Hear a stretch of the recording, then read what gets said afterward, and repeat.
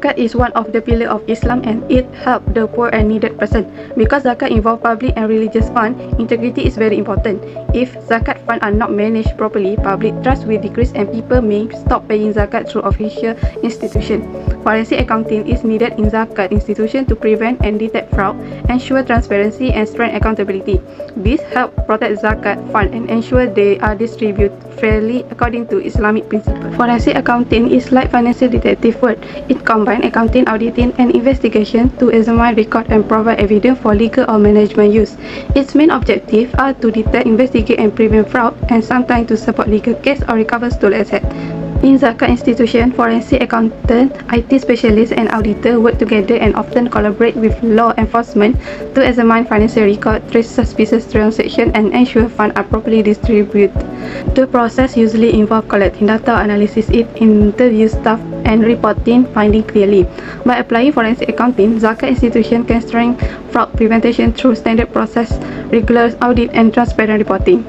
Presenting digital forensic in zakat institution. What is digital forensic? It is a process of identifying, collecting, preserving, analyzing, and presenting digital evidence. The purpose of it to help ensure that the data is reliable, accurate, and suitable for investigation or legal use. Tool and technique used in digital forensic are: first, data analytic to help detect unusual pattern; second, log analysis to identify unauthorized action; third, audit trail to provide a chronological record of transaction or system changes; fourth, metadata review. It focuses on information such as timestamp and user identification.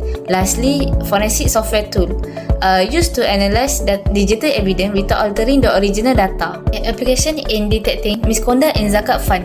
First, it helps identify unauthorized system access, and then trace altered financial record.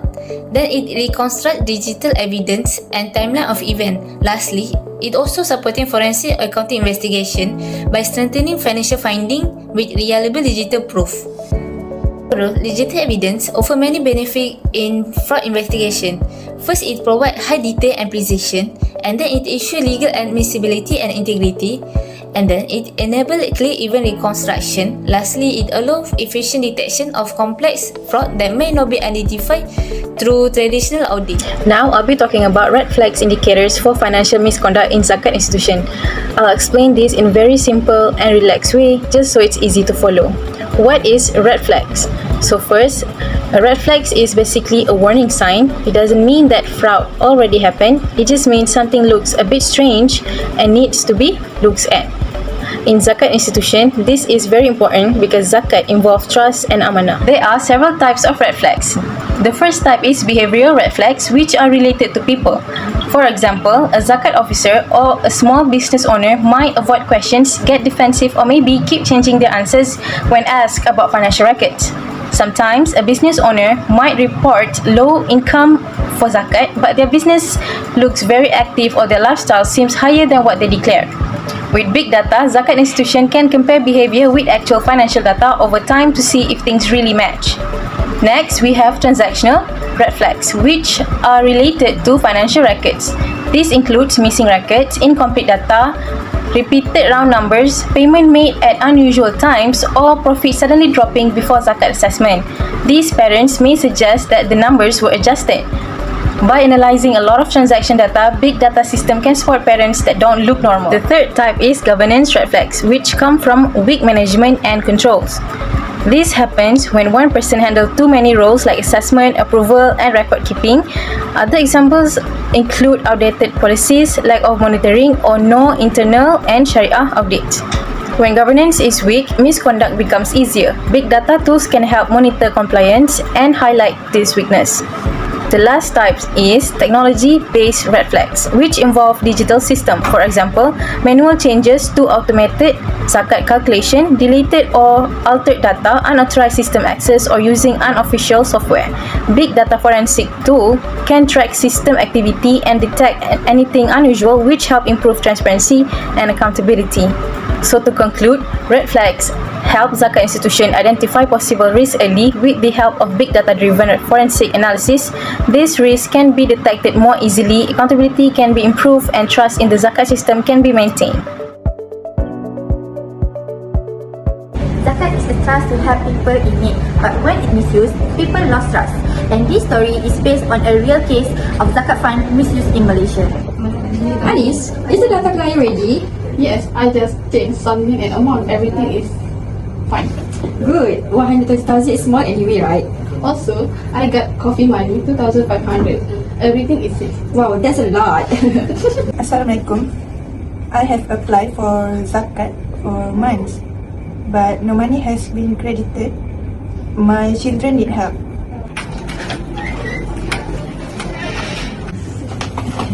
Ms. Sharifah, we found a report of zakat fund abuse. There are suspicious transactions were found.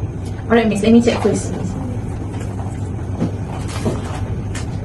Well, yes, Miss. Using the forensic accounting system, we found several red flags like changes in the data and unusual transaction, and digital traces were all over the system. This is a public fund misuse. Action will be taken under the Section 16 Clause A of MACC Act 2009. Alright, Miss. This Miss Anis, the zakat officer. Yes, what? You are arrested for taking 120,000 zakat fund and also taking bribery. I did expect to be caught. Every transaction has evidence. No one is above the law. This case teaches zakat institution to have a strong internal control and monitor transaction early through the forensic accounting and ensure the accountability. And this way can gain the public trust and zakat reach to those who truly need it. Next, I will explain the role of standardization in preventing fraud in zakat institutions. First, standardization helps ensure consistency in financial processes. When all zakat activities follow the same procedure, it reduces the confusion and close gaps that can be exploited for fraudulent activities. Secondly, standardization improves the traceability of zakat funds. With uniform records and system, every transaction can be tracked from the time zakat is collected until it distributed. This makes it easier to identify unusual or suspicious transactions. Thirdly, standardization strengthens internal control and oversight. Management is able to monitor the operation more effectively when processes and records are consistent. They reduce the risk of unauthorized actions and financial misconduct. Lastly, standardization supports early detections and investigation of frauds. When financial information follow a standard format, the discrepancy and irregular patterns can be identified quickly, supporting forensic accounting efforts. So overall, standardization plays an important role in protecting zakat funds and maintaining the public trust. One of the main challenges is the lack of expertise among the staff in zakat institution, and most officers are trained to handle daily zakat collection and distribution, but they are not exposed to the forensic accounting or fraud investigation skill.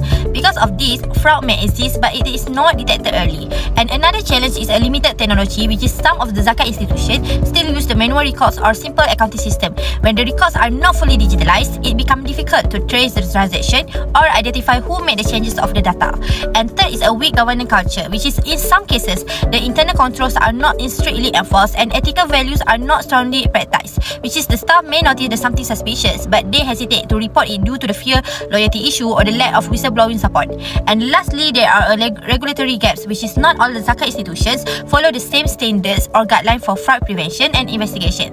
And this make enforcement inconsistent and reduce the effectiveness of forensic. The key recommendation and best practice to strengthen fraud prevention in zakat institution. First, zakat institutions should upgrade their digital infrastructure. By using integrated and secure accounting systems, transaction can be tracked more easily, which improve transparency and reduce the risk of manipulation. Second, staff should be trained in forensic accounting and IT skills. Although officers are experienced in zakat operations, basic knowledge of fraud detection and digital evidence will help them identify issues at an early stage.